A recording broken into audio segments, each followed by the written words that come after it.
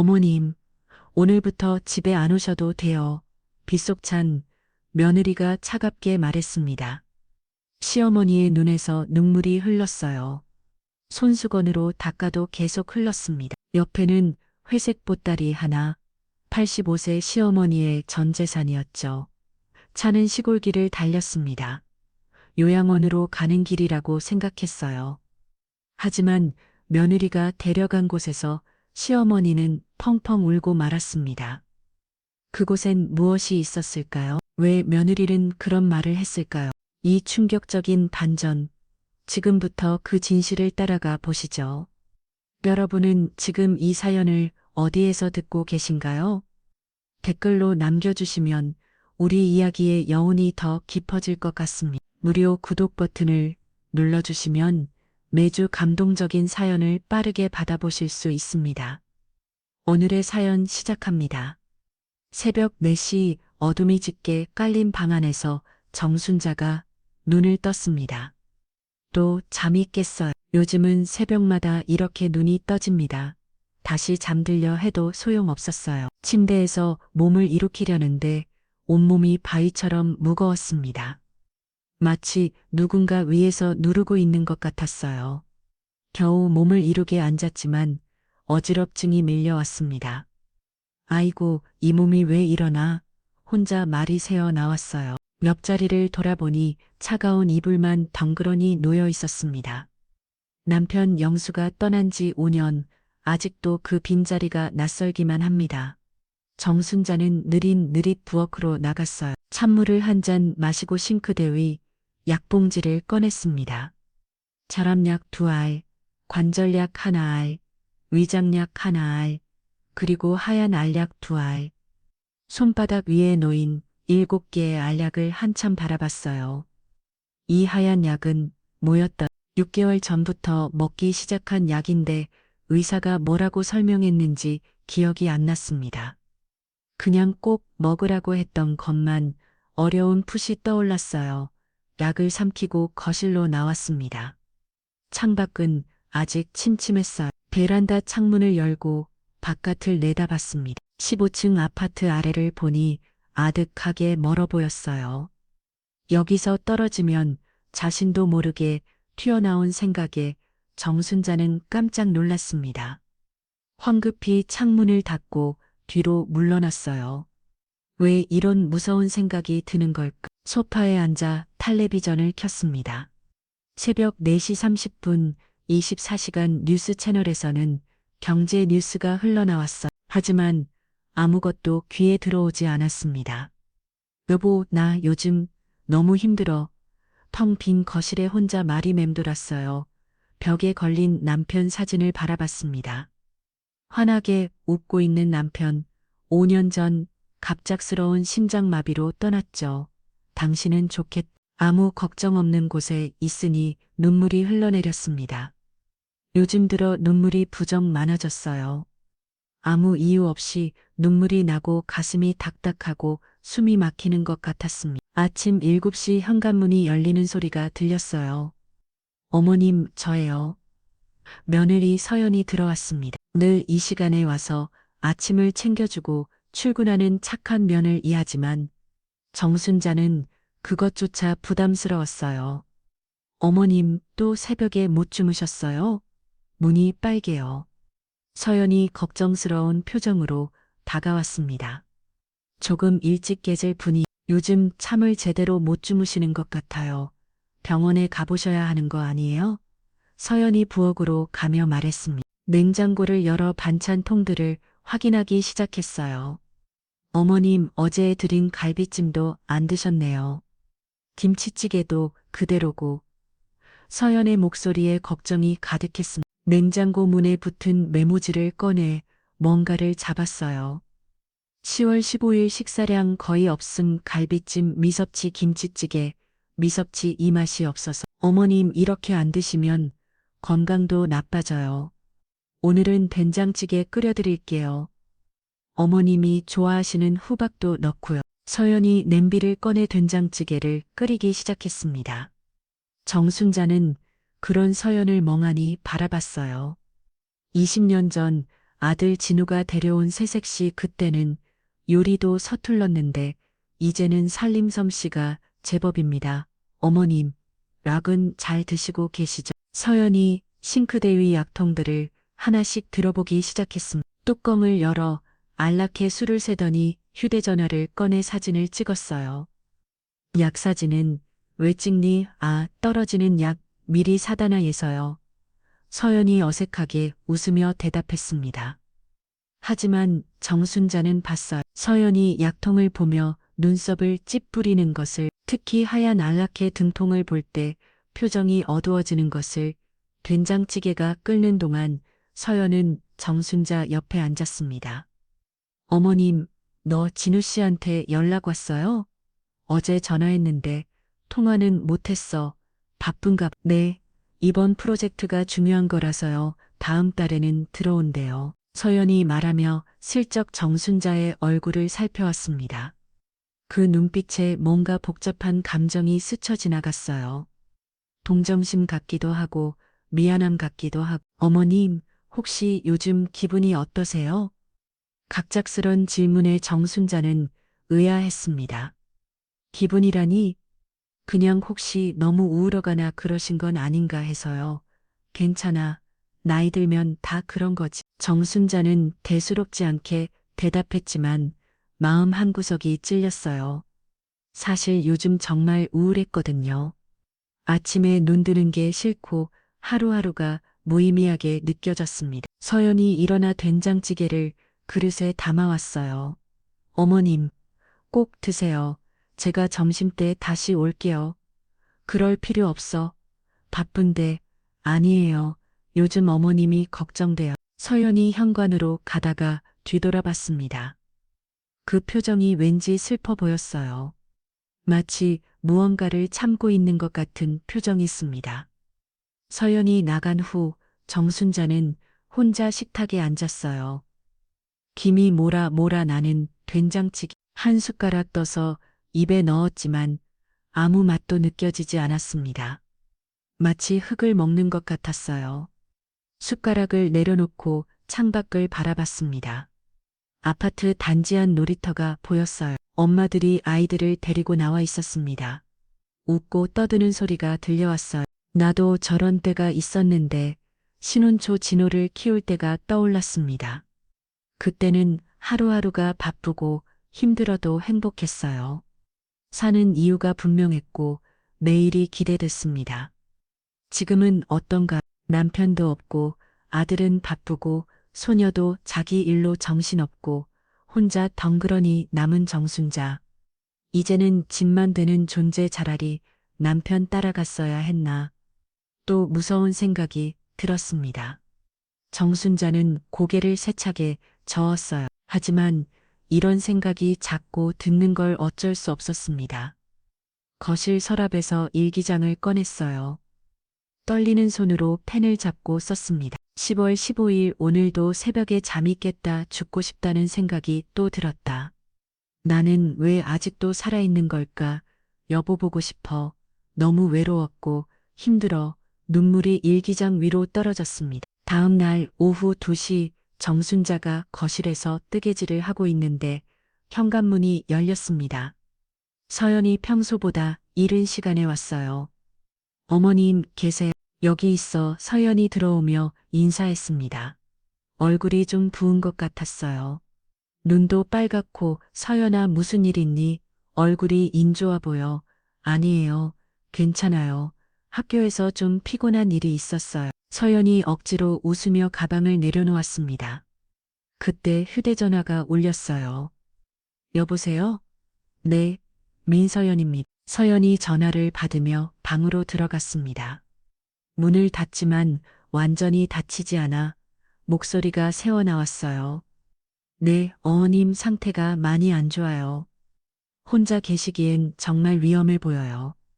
정순자의 귀가 쫑긋해졌습니다. 자신에 대해 이야기하는 게 분명했어요. 식사도 거의 안 하시고 하루 종일 누워만 계세요. 약도 제대로 드시는지 확인이 안 돼요. 서연의 목소리가 떨리는 것 같았습니다. 전문적인 케어가 필요하다고요. 네, 알겠습니다. 다려 보내주시면 검토해 볼게요. 정순자는 가슴이 철렁했어요. 전문적인 케어라니 요양원 이야기인가? 비용은 얼마나 되나요? 월 300만 원이요? 1억 보증금은 따로 있고요. 네, 알겠습니다. 서연의 목소리가 점점 작아졌습니다. 정순자는 불안한 마음에 손이 떨렸어요. 잠시 후 서연이 방에서 나왔습니다. 눈가를 손으로 비비며 나오는 게 보였어요. 물었나? 서연아, 누구랑 통화했네? 아, 학부모님이에요. 창담 관련해서요. 서연이 어색하게 웃으며 부엌으로 갔습니다. 정순자는 믿을 수 없었어요. 분명 자신에 대한 이야기였는데 서연이 싱크대 앞에 서서 정순자의 약통들을 다시 확인하기 시작했습니다. 하나하나 열어서 개수를 세고 수첩에 뭔가를 적었어요. 어머님, 이 하얀 약 잘 드시고 계시죠? 그럼 매일 먹고 있어 다행이에요. 이 약은 절대 빼먹으시면 안 돼요. 서연의 표정이 심각했습니다. 그리고는 휴대전화를 꺼내 약통들을 여러 각도에서 사진을 찍었어요. 만지는 왜 이렇게 많이 찍니? 기록고로 남겨두려고요. 어머님 건강관리 차원에서요. 서연이 거실로 나와 정순자가 평소 쓰는 물건들을 살피기 시작했습니다. 50년 된 밥글을 쓸 들어보더니 사진을 찍었어요. 이 글을 어머님이 결혼하실 때부터 쓰신 거죠? 그래, 시어머니가 주신 거예요. 정말 소중한 물건이네요. 저연은 수첩에 밥글을 50년 사용, 시어머니 유품이라고 적었습니다. 그 다음엔 남편과 함께 샀던 국자를 들었어요. 이것도 아버님과 함께 사신 거죠? 신혼때 같이 시장 가서 산 거예요. 서연은 또 사진을 찍고 메모했습니다. 국자 고인과의 추억. 정순자는 점점 불안해졌어요. 마치 자신의 유품을 정리하는 것 같았습니다. 서연아, 그런 걸 왜 다 기록하니? 어머님이 소중히 여기시는 물건들이잖아요. 혹시 나중에 필요할 수도 있어서요. 나중에 필요하다니 무슨 의미일까요? 서연이 시어머니께 받은 노그릇도 꺼내봤습니다. 하나하나 사진을 찍으며 상태를 확인했어요. 이 노그릇들도 정말 귀한 거예요. 요즘은 이런 거 구하기도 힘들어요. 그래, 시어머니가 아깝이던 거였지. 정순자가 대답하자 서연의 눈가가 촉촉해졌습니다. 어머님, 혹시 불편하신 곳은 없으세요? 어디 아프신 데는 없고요. 별로 없어. 그냥 좀 피곤할 뿐이야. 피곤하신 게 아니라 서연이 말을 멈췄습니다. 무언가 더 말하려다가 참는 것 같았어요. 그때 현관문이 열리며 소녀하은이가 들어왔습니다. 할머니, 엄마도 왔네? 하은이가 밝게 인사했지만 서연과 눈이 마주치자 표정이 굳어졌어요. 하은아, 잠깐 이리 와봐. 서연이 하은이를 데리고 방으로 들어갔습니다. 문은 닫혔지만 작은 목소리가 들려왔어요. 할머니한테는 절대 말하면 알아요. 엄마 걱정 마세요. 다음 주까지만 참자, 알았지? 무슨 비밀을 숨기고 있는 걸까요? 정순자는 가슴이 답답했습니다. 둘이 나와서는 아무 일 없다는 듯 웃으며 차를 마셨어요. 하지만 정순자는 알 수 있었습니다. 그 웃음이 가짜라는 걸. 저녁 6시쯤 서연과 하은이가 돌아갔습니다. 서연은 나가면서도 계속 뒤를 돌아봤어요. 미안한 표정으로 혼자 남은 정순자는 소파에 앉아 있다가 서연의 가방을 발견했습니다. 깜빡 잊고 간 것 같았어요. 가방이 살짝 열려 있었어요. 정순자는 망설이다가 가방을 열어봤습니다.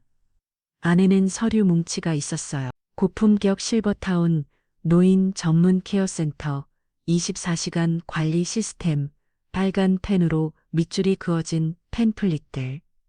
월 비용 300만 원, 입주 보증금 5천만 원.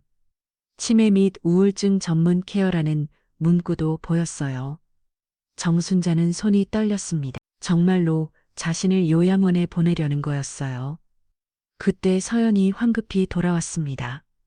어머님, 제 가방 못 보셨어요? 저기 있어. 정순자는 아무것도 보지 못한 척했습니다. 서연이 가방을 집어들며 안을 확인했어요. 그리고는 안도하는 표정을 지었습니다. 어머님, 그럼 내일 봬요. 서연이 나가고 나서 정순자는 주저앉았어요. 확실해졌습니다. 며느리가 자신을 버리려고 한다는 것이 그날 밤 정순자는 한숨도 못 잤어요. 천장을 바라보며 생각했습니다. 나도 이제 끝인가? 아무도 날 원하지 않는구나. 새벽 3시 일기장을 꺼냈어요. 10월 16일 오늘 확실히 알았다. 서연이가 날 요양원에 보내려고 한다. 전문 케어 24시간 관리 나는 이제 취미구나. 여보, 이제 정말 당신 곁으로 가고 싶어. 창밖을 보니 어둠 속에서 비가 내리기 시작했습니다. 정순자의 마음도 비처럼 어둡고 차가웠어요. 10월 17일 오후 정순자는 오래된 앨범을 꺼내 들었습니다. 누렇게 바른 흑백 사진, 50년 전 이 집으로 시집왔을 때의 모습이 담겨 있었어요. 젊은 시절의 정순자 옆에는 청년 영수가 서 있었습니다. 그 뒤에 근엄한 표정의 시어머니가 계셨어요. 시어머니 그 이름만 떠올려도 가슴이 떨렸습니다. 무서우면서도 존경스러웠던 분, 존재와 부엌으로와 결혼 첫날부터 시어머니의 호통이 시작됐었죠. 정순자는 떨리는 마음으로 부엌으로 갔었어요. 오늘부터 내 간호한테 우리 집 음식하는 법을 가르쳐거야. 정신 똑바로 차리고 배워. 시어머니는 된장찌개부터 가르치기 시작했습니다. 된장은 이렇게 체에 걸러서 풀어야 해. 그냥 풀면 턱턱하잖아. 정순자는 열심히 배웠어요. 하지만 처음 혼자 끓인 된장찌개는 실패였습니다. 이게 된장찌개 네 구정물이지. 시어머니가 한 숟가락 더 먹고는 그릇을 밀어버렸어요. 된장을 너무 많이 넣었잖아. 간도 안 맞고 다시 해. 정순자는 눈물을 참으며 다시 끓였습니다. 부엌에서 몰래 울면서요. 요리도 제대로 못하는 것이 어떻게 남의 집 며느리가 됐어. 시어머니의 말은 날카로웠어요. 하지만 포기하지 않고 가르쳐 주셨습니다. 순자야 김치 담그는 법도 배워야지. 이건 우리 집안 대대로 내려오는 비법이야. 시어머니는 김치 담그는 법을 자세히 가르쳐 주셨어요. 배추 절이는 것부터 양념 만들기까지 조금은 꼭 천일염을 써야 해. 새우젓은 5월에 담그는 걸로. 고춧가루는 태양초를 직접 빻았고 정순자는 하나하나 배워나갔습니다. 실패도 많았어요. 너무 작거나 너무 싱겁거나 양념이 안 배거나 아이고 이게 김치야 도하겠네. 시어머니의 혹평에 정순자는 또 울었습니다. 하지만 포기하지 않았어요. 1년쯤 지났을까요? 정순자의 요리 실력이 늘기 시작했습니다. 시어머니도 조금씩 인정해 주셨어요. 오늘 된장찌개는 그럭저럭 먹을만 하네. 작은 칭찬이었지만 정순자는 기뻤습니다. 그러던 어느 날 정순자는 시어머니가 이웃 아주머니와 대화하는 걸 우연히 들었어요. 우리 며느리가 된장찌개를 기가 막히게 끓여 내가 가르치 보람이 있지. 시어머니가 자랑하고 계셨던 거예요. 정순자는 그때 처음 알았습니다. 시어머니가 속으로는 자신을 인정하고 계셨다는 걸. 세월이 흘러 시어머니가 병들어 누우셨을 때였어요. 40년 전 시어머니는 폐암 말기 판정을 받으셨습니다. 순자의 병상에서 시어머니가 정순자의 손을 잡으셨어요. 내가 너무 엄맞게 했지. 아니에요. 어머니 덕분에 제가 살림을 배웠어요. 사실은 말이야, 시어머니의 눈에 눈물이 고였습니다. 내 손맛이 최고였어. 내 입맛보다 나왔어. 동네 사람들한테 맨날 자랑했단다. 우리 며느리가 요리를 얼마나 잘하는지 정순자도 울었어요. 그리고 이 된장 담글은 비법, 내 며느리한테도 꼭 전해줘. 우리 집안의 맛을 이어가야지. 그것이 시어머니의 마지막 부탁이었습니다. 정순자는 앨범을 덮으며 생각했어요. 이제 자신도 시어머니처럼 되는 건가? 며느리에게 짐이 되는 존재. 거실 테이블 위에 서류 봉투가 놓여 있었습니다. 서연이 급하게 나가면서 떨어뜨린 것 같았어요. 정순자는 망설이다 가 봉투를 들어봤어요. 안에서 서류가 삐져나와 있었습니다. 그런데 오늘은 다른 서류도 있었어요. 입소 신청서라고 적긴 정순자의 이름이 이미 적혀 있었습니다. 생년월일 주소 병력까지 전문 케어가 필요한 어르신이라는 문구가 보였어요. 옆에 작은 글씨로 우울증 관리라고 적혀 있었습니다. 전문 케어라니 나도 이제 치매가 오는 건가? 정순자는 혼자 주말거렸습니다. 최근 깜빡하는 일이 많아진 것 같아 더 불안했어요. 정순자는 충격을 받았습니다. 자신이 치매라니 기억력이 좀 떨어진 것 같긴 했지만 치매는 아니라고 생각했는데 그때 서연이 황급히 들어왔습니다. 어머님, 제가 서류 봉투를 떨어뜨리고 갔네요. 서연이 황급히 봉투를 집으려는데 정순자가 말했어요. 서연아, 네 어머님, 서연아, 내가 이제 치매가 오는 거니. 서연이 당황했습니다. 어머님, 아니에요. 그런 게 아니라 됐어. 더 듣고 싶지 않아. 정순자는 방으로 들어가 문을 닫았습니다. 서연이 문 밖에서 말했어요. 어머니 뭐예요? 제가 설명해 드릴게요. 필요 없어. 가서연의 발걸음 소리가 멀어졌습니다. 정관문이 닫히는 소리가 들렸어요. 정순자는 침대에 앉아 생각했습니다. 시어머니는 자신을 끝까지 가르쳐 주셨는데 자신은 며느리에게 아무것도 전하지 못하고 버려지는구나. 어머니, 죄송해요. 저는 어머니만큼 못했어요. 시어머니 사진을 보며 중얼거렸습니다. 창밖에는 가을비가 내리고 있었어요. 나무님들이 떨어지는 게 보였습니다. 정순자도 전 악엽처럼 떨어질 때가 된 것 같았어요. 서랍에서 일기장을 꺼냈습니다. 떨리는 손으로 썼어요. 10월 17일 나는 치매 환자가 되었다. 우울증의 치매까지 이제 정말 끝이구나. 시어머니, 며느리에게 된장 담그는 법을 전하지 못하고 가게 됐어요. 여보, 이제 정말 갈 때가 된 것 같아 눈물이 일기장을 적셨습니다. 그날 밤 정순자는 결심했어요. 더 이상 며느리를 괴롭히지 않겠다고 순순히 요양원에 가겠다고 하지만 마음 한 구석은 너무 아팠습니다. 50년을 살았던 이지 남편과의 추억이 깊은 이곳을 떠나야 한다는 이 정순자는 밤새 울었어요. 베개가 눈물로 젖었습니다. 새벽이 되어서야 겨우 잠이 들었어요. 꿈속에서 시어머니가 나타나셨습니다. 존재야 힘내. 아직 끝이 아니야. 시어머니가 따뜻하게 웃고 계셨어요. 정순자는 꿈속에서도 울었습니다. 며칠이 지난 화요일 아침 정순자는 새벽 5시에 눈을 떴습니다. 평소보다 더 일찍 낸 것은 불안감 때문이었어요. 가슴이 답답하고 숨이 막히는 것 같았습니다. 침대에서 일어나 화장실로 갔어요. 거울 앞에서 자신의 얼굴을 바라봤습니다. 눈밑이 퀭행하고 얼굴이 부어 있었어요. 어제도 제대로 못 잤기 때문이었습니다. 싱크대 위에서 약 봉지를 꺼냈어요. 하얀 아약 2개를 손바닥에 올려놓고 한참 바라봤습니다. 이 약이 날 살게 하는 건지 아니면 그저 죽지 못하게 하는 건지 중얼거리며 약을 삼켰어요. 목으로 넘어가는 아약이 돌덩이처럼 느껴졌습니다. 거실로 나와 창밖을 바라봤어요. 아직 어둠이 걷히지 않은 새벽하늘, 왠지 오늘은 무슨 일이 일어날 것 같은 불안한 예감이 들었습니다. 소파에 앉아 텔레비전을 켰어요. 아침 뉴스가 시작되기 전 광고만 반복되고 있었습니다. 행복한 노후를 위한 실버타운.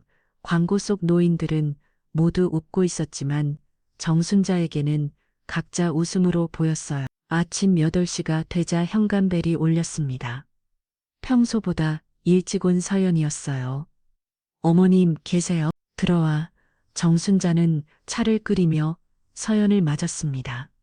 그런데 서연의 모습이 평소와 달랐어요. 검은색 정장을 입고 있었고 표정도 굳어 있었습니다. 서연아, 무슨 일이니? 왜 이렇게 차를 입었어?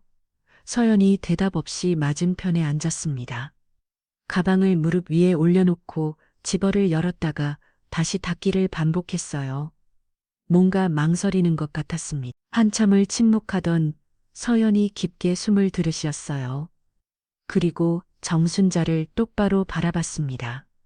그 눈빛에 결연함이 보였어요. 어머님 들을 말씀이 있어요. 서연의 목소리가 떨렸습니다.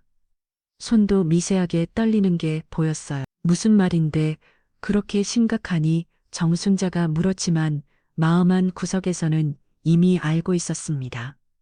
며칠 전부터 예감했던 그 일이 오늘 터질 것 같았어요. 어머님 다음 주부터 이 집에 안 오셔도 돼요. 정순자의 손에서 차장이 떨어질 뻔했습니다. 예상했던 말이었지만 막상 들으니 충격이 컸어요. 뭐라고? 내가 잘못 들었나? 이제 어머님이 혼자 계시면 안 돼요. 위험해요. 서연의 말 한마디 한마디가 날카로운 칼처럼 가슴을 찔렀습니다. 위험하다니? 내가 뭐가 그렇게 위험하다는 거고? 어머님도 아시잖아요. 요즘 건강이 많이 안 좋으신 거. 서연이 가방에서 서류 봉투를 꺼냈습니다. 두꺼운 봉투였어요. 테이블 위에 올려놓으며 말을 이었습니다. 제가 어머님을 위해 특별한 곳을 준비했어요. 변호사님과 만나서 모든 법적 절차도 끝났고요. 정순자는 서류 봉투를 보며 손이 떨리기 시작했습니다. 위임장 동의서 입소, 신청서 같은 글자들이 어지럽게 보였어요. 법적 절차라니 너희들이 다 짜고 친 거구나. 날 버리려고. 정순자의 목소리가 갈라졌습니다. 눈에 눈물이 고이기 시작했어요. 어머님 버리는 게 아니에요. 어머님을 위험 거에. 서연이 정순자의 손을 잡으려 했지만 정순자는 뿌리쳤습니다. 위험거, 날 유영원에 보내는 게 날 위험거라고. 어머님 그만 더 듣고 싶지 않아. 정순자가 소리쳤지만 서연은 말을 멈추지 않았습니다. 다음 주 화요일에 모실게요. 일주일 동안 마음이 준비를 하세요. 서연이 말을 마치고 일어서다가 다시 앉았습니다. 뭔가 더 하고 싶은 말이 있는 것 같았어요. 입을 열었다가 다시 다물기를 3번 결국 아무 말 없이 가방을 다시 들었습니다. 그때 현관문이 열리며 소녀 하은이가 들어왔어요. 대학 가방을 메고 있었습니다. 할머니, 엄마도 왔네. 하은이가 밝게 인사하며 다가왔습니다. 정순자를 꼭 안았어요. 하지만 정순자는 아무 느낌이 없었습니다. 충격이 너무 커서 온몸이 마비된 것 같았어요. 할머니, 제가 할머니 방 정리 도와드릴게요. 하은이가 천진난만하게 말했습니다. 할머니 물건들 제가 잘 보관할게요. 나중에 보고 싶으실 때 꺼내드릴게요. 너도 알고 있었구나. 정순자가 하은이를 바라봤습니다. 20살 소녀의 얼굴에서 거짓말하는 표정을 읽을 수 있었어요. 할머니, 정말 좋은 곳이에요. 너도 가방을. 아니요, 그게 아니라. 하은이가 말을 흐렸습니다. 서연과 눈빛을 주고받는 게 보였어요. 정순자는 떨리는 손으로 휴대전화를 꺼냈습니다. 아들 진호에게 전화를 걸었어요. 신호음이 길게 울렸습니다. 1번, 2번, 3번 받지 않았어요. 대신 문자가 왔습니다. 엄마 미안, 회의 중이야. 서연이 말 잘 들어. 다음 달에 들어가서 설명할게. 아들 맞. 정순자의 눈에서 눈물이 흘러내렸습니다. 진호도 알고 있었구나. 모두가 날 속였어. 어머님, 속인 게 아니에요. 서연이 또 정순자의 손을 잡으려 했지만 정순자는 뿌리쳤습니다. 만지지 마. 다 필요 없어. 일주일 뒤에 테리로 오면 되잖아. 정순자는 비틀거리며 일어났습니다. 현기증이 났지만 꼭 참았어요. 방으로 들어가며 뒤돌아봤습니다. 하은아, 너도 할머니가 지민의 할머니 그런 게 아니에요. 하은이의 눈에도 눈물이 고였습니다. 하지만 정순자는 믿지 않았어요. 방문을 꽝 닫았습니다. 침대에 주저앉아 흥을 깼어요.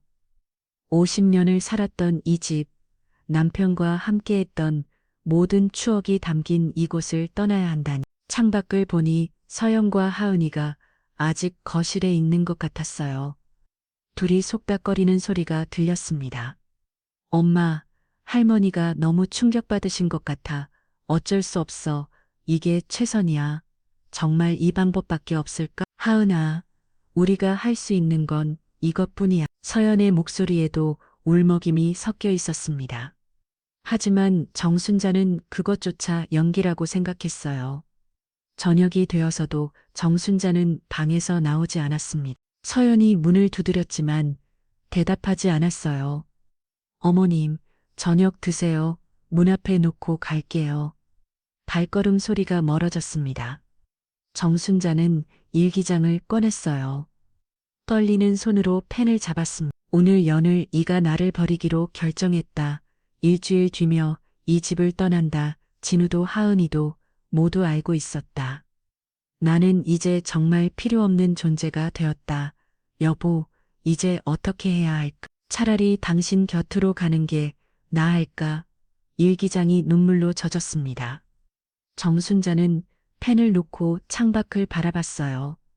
하늘이 흐려지기 시작했습니다. 비가 올 것 같았어요. 일주일이 시작되었습니다. 정순자에게는 생애의 가장 긴 일주일이었어요. 첫 제날 아침 정순자는 침대에서 일어나지 못했습니다. 온몸이 납덩이처럼 무거웠어요. 천장을 바라보며 생각했습니다. 이제 일주일밖에 안 남았구나. 서연이 문을 두드렸습니다. 어머님 아침 드세요. 필요 없어. 어머님 굶으시면 안 돼요. 내가 꿈든 말든 무슨 상관이야. 어차피 버릴 사람인데. 서연의 한숨 소리가 들렸습니다. 발걸음 소리가 멀어졌어요. 정순자는 점심때가 되어서야 겨우 일어났습니다. 부엌에 가보니 서연이 만들어 놓은 죽이 있었어요. 한 숟가락 넘어거지만 목으로 넘어가지 않았습니다. 둘째 날 정순자는 거실로 나왔어요. 집안을 둘러봤습니다. 50년의 세월이 묻어있는 가구들 하나하나가 모두 추억이었어요. 거실 장식장을 열었습니다. 남편과 결혼 기념일마다 모은 기념품들이 있었어요. 첫 결혼 기념일에 산 커피 잔 세트 10주년에 맞춘 부부 인형 25주년, 은은식 때 찍은 사진, 여보, 이것들도 다 두고 가야 하나 봐. 혼자 말이 텅 빈 집안에 올렸습니다. 셋째 날 오후 현관벨이 울렸어요. 문을 열어보니 옆집 김할머니가 서 있었습니다. 준자야 며칠째 안 보여서 왔어 어서 와요. 김할머니는 정순자보다 5살 많은 이웃이었어요. 20년째 옆집에 살고 있었습니다. 준자야 얼굴이 왜 이래? 어디 아파? 아니에요. 그냥 좀 피곤해서. 김할머니가 정순자의 손을 잡았습니다. 준자야 무슨 일 있으면 말해. 우리가 얼마나 오래 알고 지낸 사이인데. 정순자는 그만 눈물이 터지고 말았어요. 언니, 나 다음 주에 여기서 떠나요. 뭐라고? 어디로 가는데? 유양원의 김할머니가 깜짝 놀랐습니다. 유양원 멀쩡한 사람이 왜 며느리가 끌어래요. 혼자 있으면 위험하다고 김할머니가 정순자를 꼭 안아줬어요. 아이고 순자야 힘들겠구나. 두 사람은 한참을 울었습니다. 넷째 날 정순자는 짐을 싸기 시작했습니다. 먼저 남편 영수의 사진을 꺼냈어요. 액자 유리를 깨끗이 닦았습니다. 여보, 나 이제 요양원에 가요. 당신 혼자 두고 가서 미안해. 사진 속 남편은 여전히 웃고 있었습니다. 그 미소가 오늘따라 더 그리웠어요. 시어머니가 물려준 롯브릇도 하나씩 꺼냈습니다. 하나하나 신문지에 사면서 시어머니와의 추억을 떠올렸어요. 어머니, 이 그릇들도 이제 못 쓰게 되겠네요. 며느리한테 전해주지도 못하고 50년 된 된장록도 바라봤습니다. 시어머니께 배운 대로 담근 된장 매년 정성껏 담갔는데 이제는 그것도 끝이었어요. 오제날 서연이 또 왔습니다. 어머님, 간단한 것만 챙기세요. 그곳엔 다 있어요. 그곳엔 뭐가 다 있다는 거니? 내 추억도 있어. 내 남편도 있어. 서연이 말문이 막혔습니다. 눈가가 붉어지는 게 보였어요. 어머님, 됐어. 내 말대로 간단한 것만 챙길게. 서연이 나간 후 정순자는 창가에 섰습니다.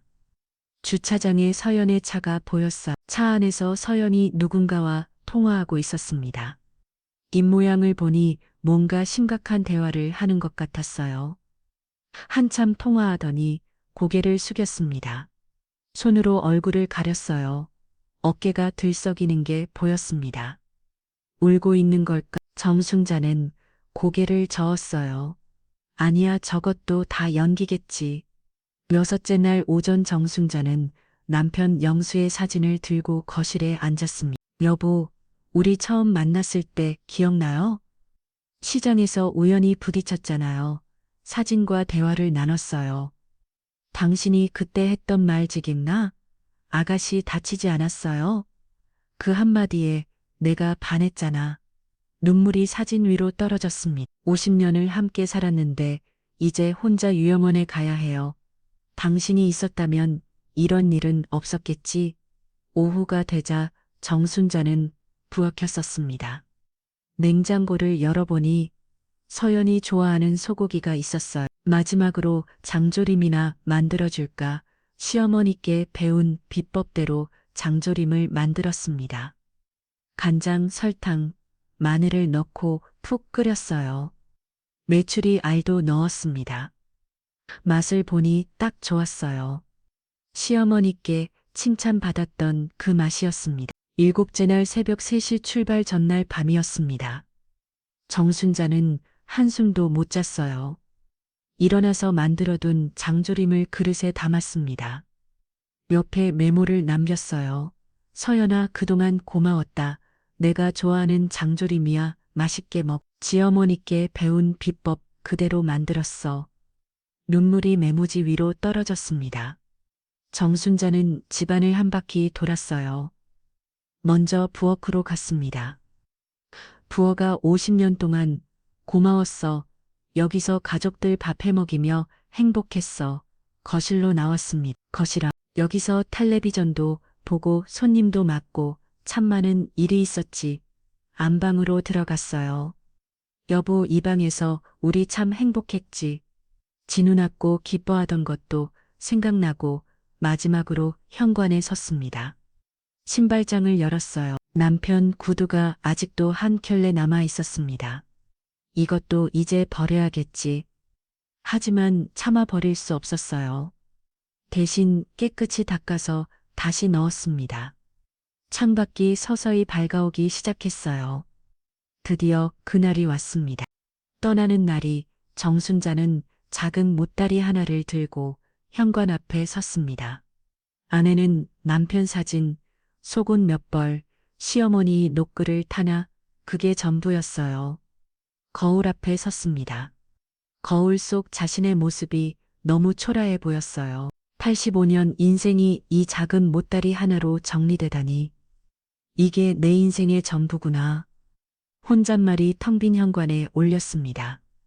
약속한 화요일 아침 7시 정순자는 잠을 한숨도 못 잔 채로 일어났습니다. 창밖을 보니 먹구름이 잔뜩 끼어 있었어요.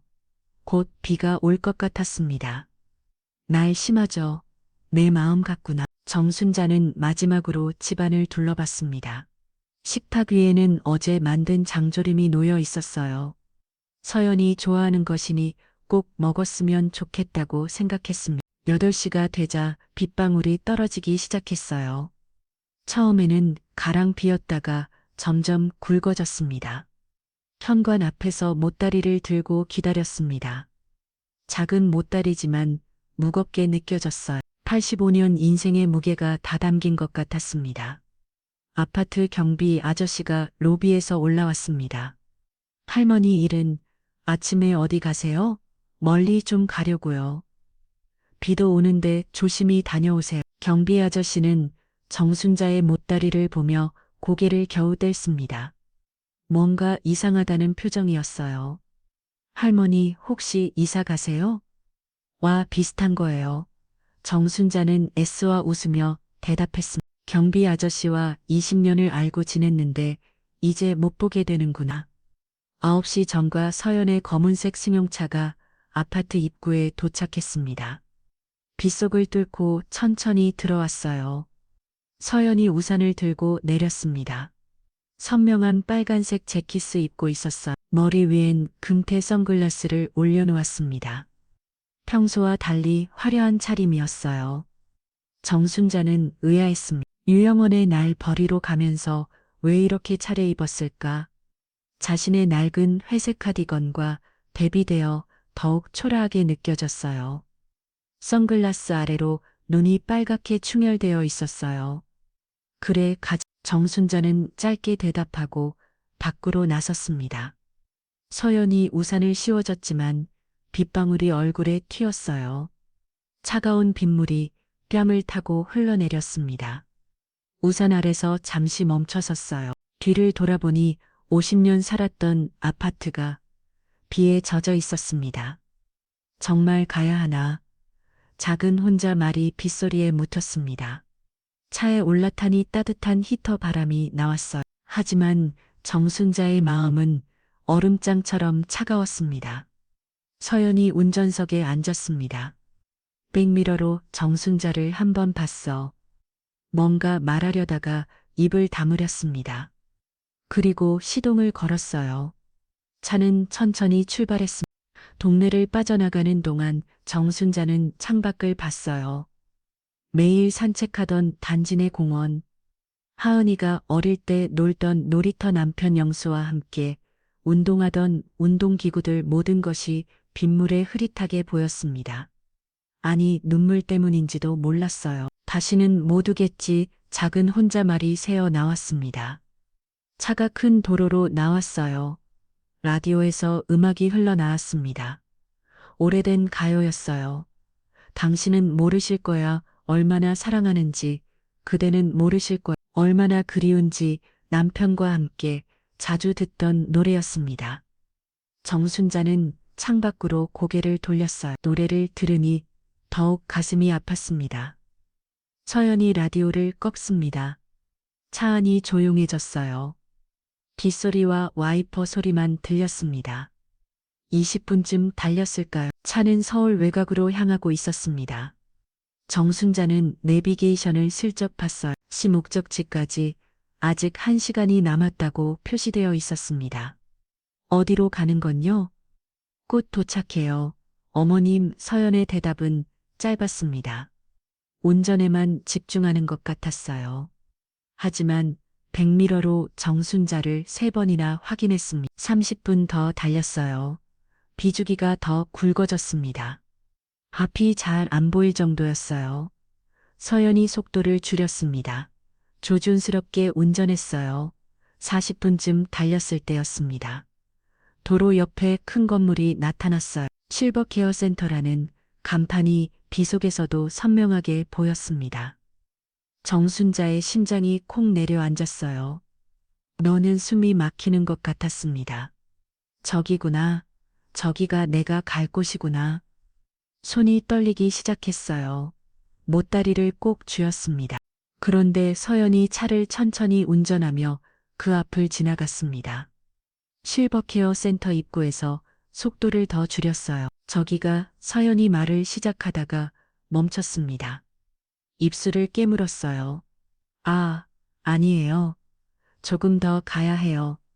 서연의 목소리가 떨렸습니다. 손도 미세하게 떨리는 게 보였어요. 백미러로 정순자를 또 확인했습니다. 그 눈빛에 뭔가 복잡한 감정이 스쳐갔어요.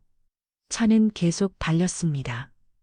비는 점점 더 세게 내렸어요. 와이퍼가 쉴 새 없이 움직였습니다. 10분쯤 더 갔을까요? 갑자기 낯익은 풍경이 보이기 시작했습니다. 오래된 은행 나무들이 길 양 옆에 서 있었어요. 빗물에 젖은 노란 은행 잎들이 바닥에 떨어져 있었습니다. 뭐, 여기는 정순자가 놀라서 앞으로 몸을 내밀었습니다.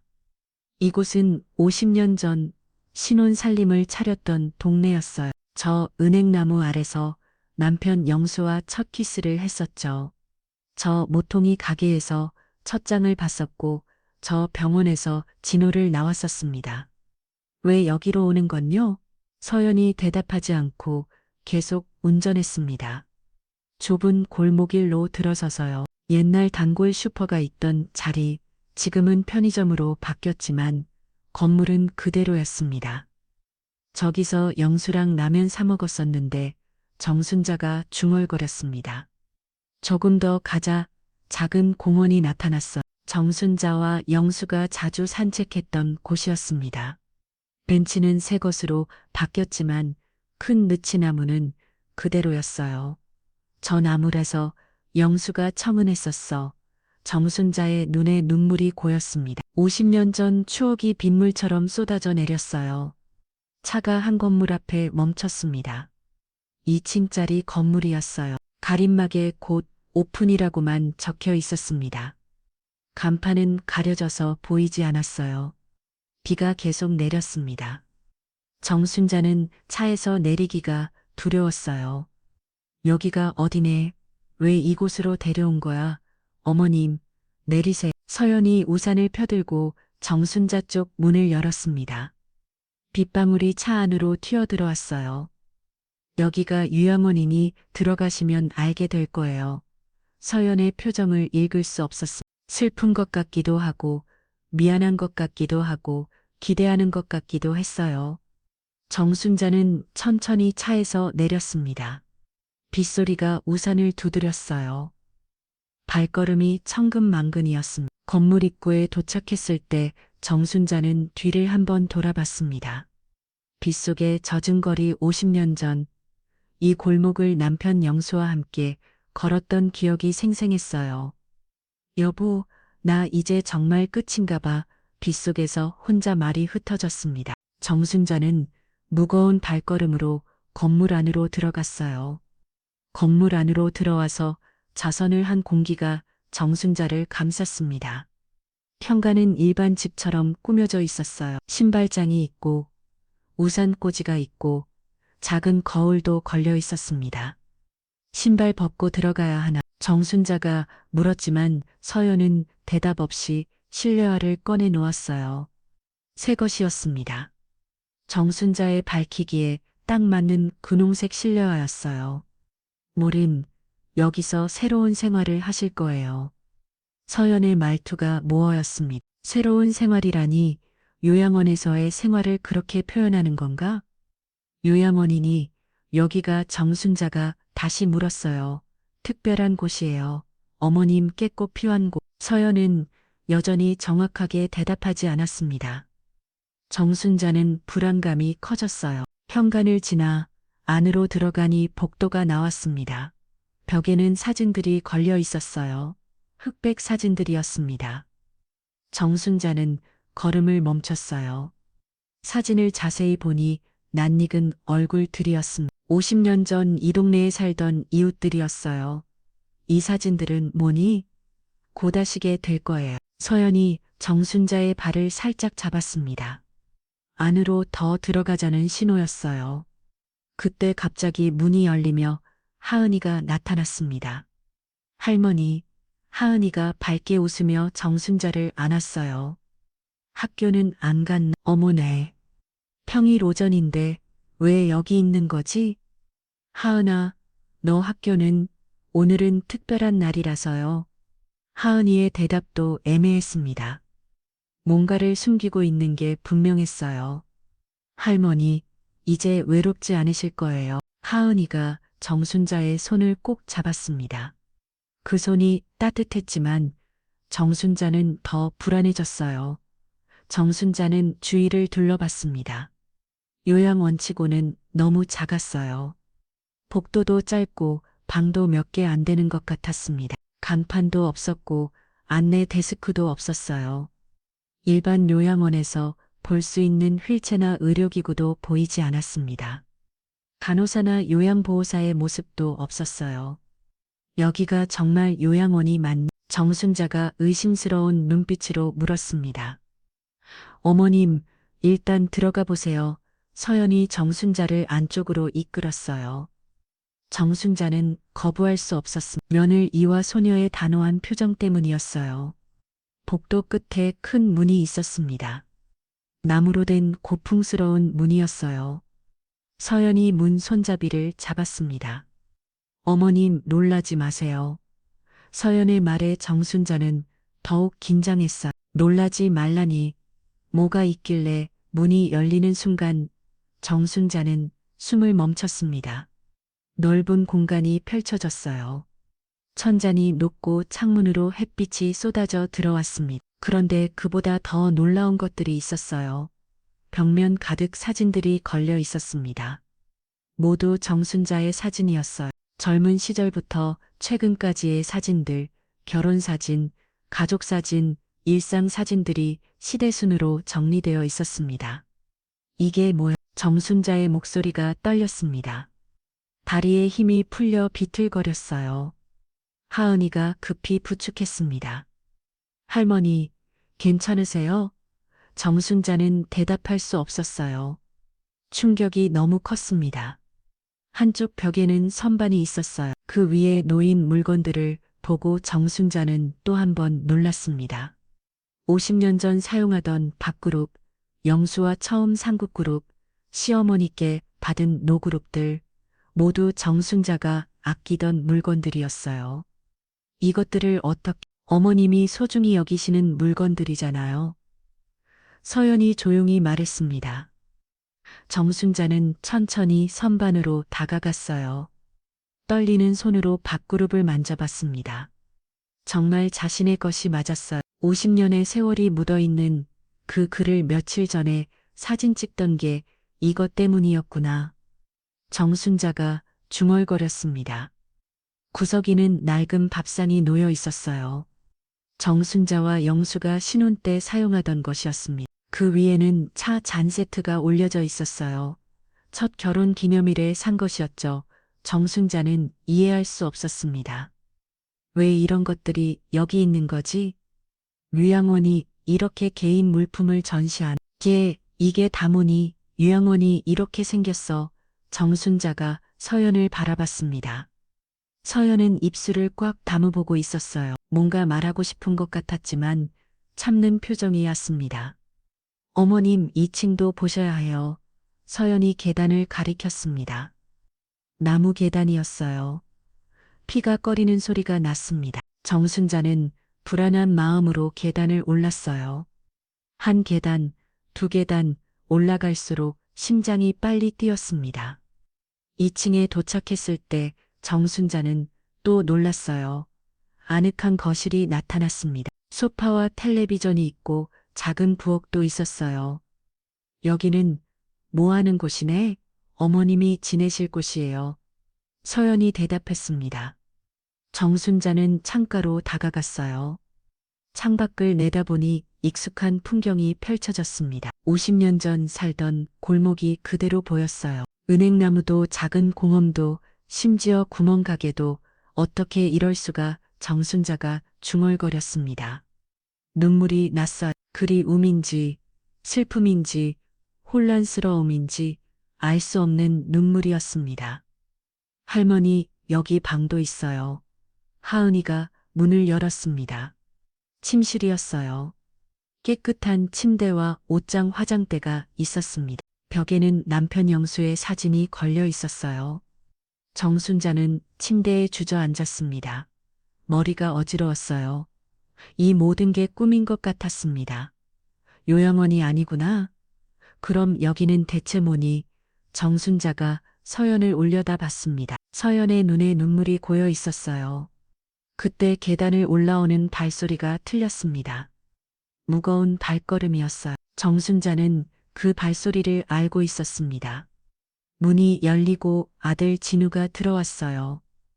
양복을 입고 있었습니다. 해외 출장 중이라고 했는데 어머니 드디어 오셨네요. 진우가 정순자에게 다가왔습니다. 정순자는 아들을 보자 배신감이 밀려왔어요. 너도 알고 있었구나. 모두가 짜고 친 거야.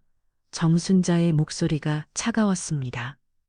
진우가 무릎을 꿇고 앉았어요. 어머니 오해해요. 날 속이고 여기들에 온 게 오해라고 정순자는 고개를 돌렸습니다. 아들의 얼굴도 보기 싫었어요. 모두가 자신을 속였다는 장각에 가슴이 아팠습니다. 믿었던 가족들이 한 통속이 되어 자신을 버린 것 같았어요. 건물 안으로 들어가는 정순자의 다리는 여전히 떨리고 있었습니다. 2층 거실에서 정순자는 아직도 혼란스러워하고 있었어. 진우가 일어서면 말했어요. 어머니, 여기가 어머니의 새 보금자리예요. 새 보금자리. 정순자가 비웃듯이 말했습니다. 그래, 너희가 다 짜고 날 여기 버리는구나. 정순자의 목소리에 절망이 묻어났어요.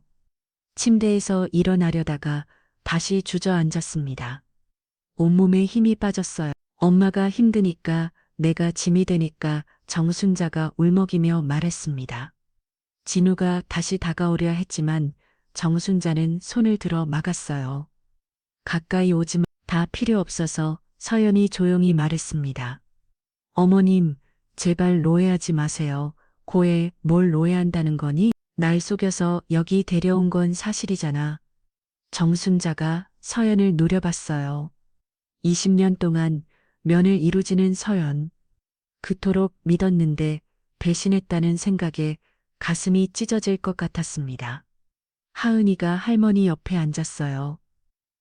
저희가 설명해 드릴게요. 설명, 이제 와서 무슨 설명이요? 정순자는 고개를 잡았습니다. 더 이상 듣고 싶지 않았어요. 창밖을 바라봤습니다. 50년 전 살던 동네가 그대로 보였어요. 추억이 밀려왔습니다. 저 길에서 영수와 손잡고 걸었었지. 저 공원에서 진우를 유모차에 태우고 산책했었고, 저 가게에서 처음으로 기저귀를 샀었습니다. 그런데 왜 하필 이곳일까? 왜 옛 동네에 이런 곳을 만든 걸까? 여기가 대체 뭐 하는 곳이니? 정순자가 다시 물었습니다. 진우가 입을 열려다가 멈췄어요. 서연과 눈빛을 주고받았습니다. 뭔가 망설이는 것 같았어요. 그때 1층에서 소리가 들렸습니다.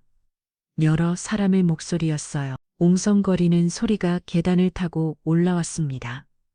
누가 온 건요? 정순자가 긴장했습니다. 혹시 요양원 직원들인가 자신을 데려가려고 발소리가 가까워졌어요. 계단이 피각거렸습니다. 한 명이 아니었어. 여러 명이 올라오고 있었습니다.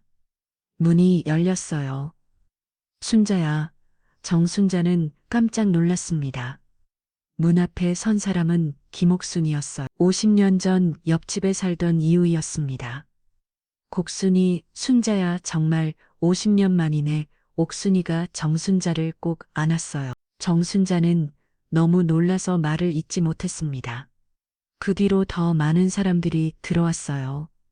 박정자, 이영희, 최순덕 모두 50년 전 이 동네에서 함께 살던 이웃들이었습니다. 순자야, 우리가 얼마나 보고 싶었는지 몰라. 정말 오랜만이야. 그때 그 시절이 그리더라. 이후들이 정순자를 둘러섰어요. 모두들 나이가 들었지만 얼굴은 그대로였습니다. 정순자는 어리동절했어요. 너희들이 왜 여기에 우리도 초대받았어?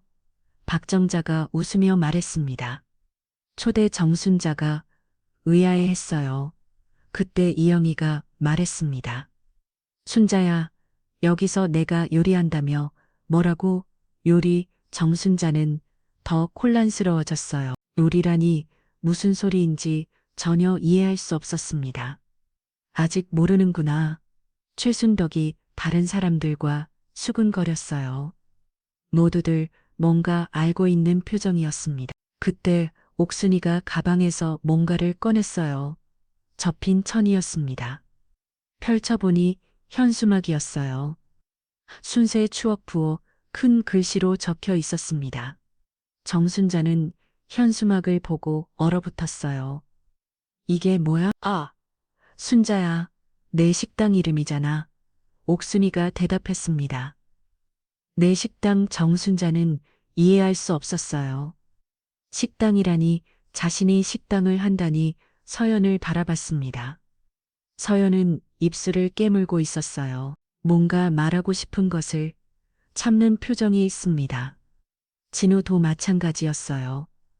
아들의 눈에 눈물이 고여 있었습니다.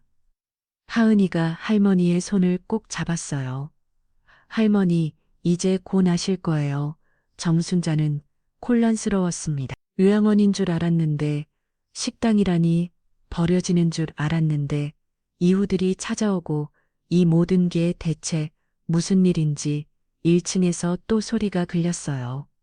이번엔 음악 소리였습니다. 피아노 소리 같았어요.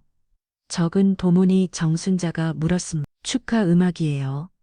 하은이가 대답했어요. 축하 정순자는 점점 더 이해할 수 없었습니다. 무엇을 축하한다는 걸까? 이웃들이 정순자를 에워싸매요. 모두들 행복한 표정이 있습니다. 순자야, 우리가 얼마나 기다렸는지 몰라. 내 요리 다시 먹을 수 있다니 꽃만 같아. 된장찌개 꼭 해줘야 해. 이웃들의 말에 정순자는 더욱 어리둥절했어요. 그때 서연이 앞으로 나섰습니다. 무릎을 꿇고 앉았어요. 그리고 정순자의 손을 잡았습니다. 어머님, 서연의 목소리가 떨렸습니다. 눈에서 눈물이 흘러내렸어요. 이제 말씀 들어도 될까요? 정순자는 서연을 바라봤습니다. 며느 이의 얼굴에 간절함이 가득했어요. 뭔가 중요한 이야기가 있는 것 같았습니다. 정순자는 천천히 고개를 끄덕였어요. 서연이 입을 열려는 순간 진우가 먼저 말했습니다. 어머니, 제가 먼저 말씀드릴게. 진우가 정순자 앞에 무릎을 꿇었어요. 아들의 얼굴이 상기되어 있었습니다. 어머니, 여기가 거머니의 새 보금자리예요. 새 보금자리라고 정순자가 쓴웃음을 지었습니다. 그래, 너희가 다짜고 날 여기 버리는구나. 정순자의 목소리가 떨렸어요. 배신감과 잘망이 뒤섞였습니다. 엄마가 힘드니까 내가 짐이 되니까 정순자가 울먹이기 시작했습니다. 눈물이 볼을 타고 흘러내렸어요. 나도 알아. 늙고 병든 노인은 짐이라는 거. 그래서 이렇게 버리는 거지. 진우가 고개를 저었습니다. 어머니, 그게 아니에요. 그럼 뭐야? 왜 날 속여서 여기 데려온 거야? 정순자가 소리쳤습니다. 이웃들이 놀라서 뒤로 물러섰어요. 그때 박정자가 조심스럽게 말했습니다. 순자야, 오해하는 것 같은데?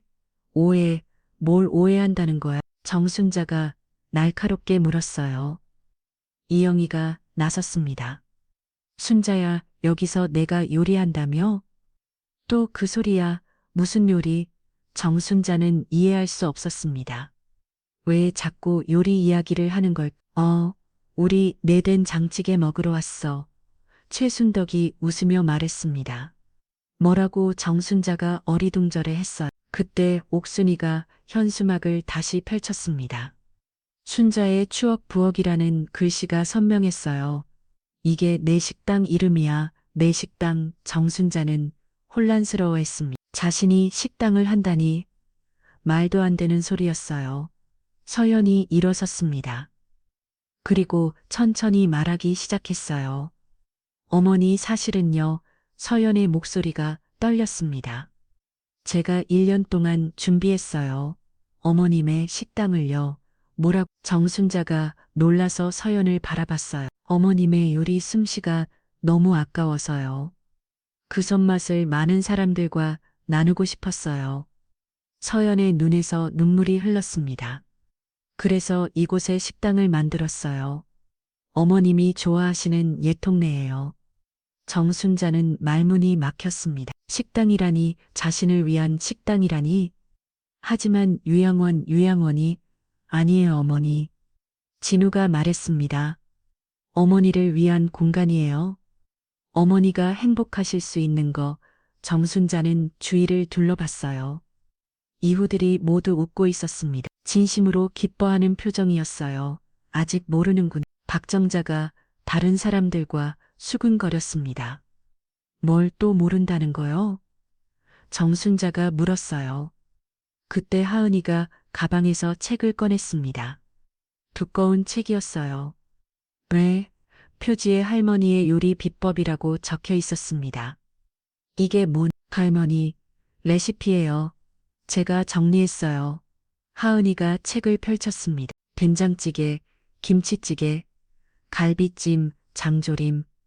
정순자가 만들던 모든 요리가 사진과 함께 정리되어 있었어요. 이걸 언제 1년 동안 준비했어요. 할머니 모르게요. 하은이가 미소 지었습니다. 정순자는 이해하기 시작했어요. 서연이 물건들 사진 찍던 것, 하은이가 자신을 몰래 촬영하던 것, 모두 이것을 위해서였구나. 하지만 여전히 의문이 남았습니다. 왜 날 속인 거야? 왜 유영원 가는 것처럼 했어? 서연이 입을 열려다가 멈췄어요. 뭔가 더 큰 비밀이 있는 것 같았습니다. 진우가 서연을 바라봤습니다. 둘이 눈빛을 주고 받았어요. 말해도 될까요? 서연이 진우에게 물었습니다. 진우가 고개를 끄덕였어요. 서연이 가방을 만지자 꺼렸습니다. 무언가를 꺼내려다가 망설였어요. 어머님, 먼저 들으셔야 할 이야기가 있어요. 서연의 목소리가 떨렸습니다. 정순자는 불안한 눈빛으로 서연을 바라봤어요. 대체 무슨 이야기를 하려는 걸까? 이후들도 조용해졌습니다. 모두가 서연의 다음 말을 기다리고 있었어요. 1층에서 들리던 음악 소리도 멈췄습니다. 정적이 흘렀어요. 창밖에서 바람 소리만 들렸습니다. 가을 바람이 은행나무를 흔들고 있었어요. 노란 잎들이 떨어지는 게 보였습니다. 그 순간 2층으로 올라오는 발소리가 들렸습니다. 또 누군가 오는 것 같았어요. 문이 열렸습니다. 정장을 입은 중년 남성이 들어왔어요. 안녕하세요. 정순자 어르신. 낯선 사람이었습니다. 정순자는 의아한 눈빛으로 그를 바라봤어요. 누구세요? 저는 김 원장입니다. 6개월 전 어르신을 진단했던 의사입니다. 의사라는 말에 정순자는 더 혼란스러워졌습니다. 자신이 언제 이 사람을 만났단 말인가 서연이 이뤄졌습니다. 그리고 의사에게 고개를 숙였어요. 선생님, 와주셔서 감사합니다. 제가 와야죠. 이런 중요한 날인데 의사가 정순자에게 다가왔습니다. 그리고 부드럽게 말했어요. 어르신, 이제 진실을 아셔야 할 때가 된 것 같습니다. 진실이라는 말에 정순자의 가슴이 두근거렸어요. 대체 무슨 진실이 숨겨져 있는 걸까? 모든 사람들이 정순자를 바라보고 있었습니다. 이후들, 가족들, 그리고 의사까지. 정순자는 의사와 서연을 번갈아 바라봤어요. 무언가 중요한 이야기가 있는 것 같았습니다. 서연이 갑자기 무릎을 꿇었습니다. 눈에서 눈물이 흘러내렸어요. 손이 떨리면서 가방에서 봉투를 꺼냈습니다. 어머님, 용서해 주세요. 서연의 목소리가 갈라졌어요. 이게 뭐니? 정순자가 봉투를 바라봤습니다. 병원 로고가 찍힌 서류 봉투였어요. 6개월 전 어머님 건강 검진 결과예요. 서연이 봉투를 열었습니다. 안에서 여러 장의 서류가 나왔어요. 메뉴에 있는 건 진단서였습니다. 정순자의 이름이 선명하게 적혀 있었어요. 그 아래 적힌 글자들을 보고 정순자는 숨이 멎을 뻔했습니다. 중등도 우울증은 자해 위험 단계. 이게 무슨. 정순자가 진단서를 틀려다봤어요. 자신이 우울증이라니, 그것도 자해 위험이라니. 김 원장이 앞으로 나섰습니다. 어르신 6개월 전 진단했던 의사입니다. 어르신은 절 기억 못하시겠지만요. 김 원장이 휴대전화를 꺼냈어요. 녹음 파일을 재생했습니다. 어머님이 우울증이 심한 상태입니다. 혼자 두면 위험한 상태입니다. 스스로 목숨을 끊을 위험이 있습니다. 의사의 목소리가 조용한 방 안에 울렸어요. 충격요법이 필요합니다. 삶의 해지를 되찾게 할 극적인 사건이 있어야 합니다. 편안한 일상으로는 변화가 없을 겁니다. 정순자는 진단서를 놓고 주저앉았습니다. 다리에 힘이 풀렸어요. 어머님이 얼마나 위험한 상태였는지 아세요? 김 원장이 부드럽게 말했습니다.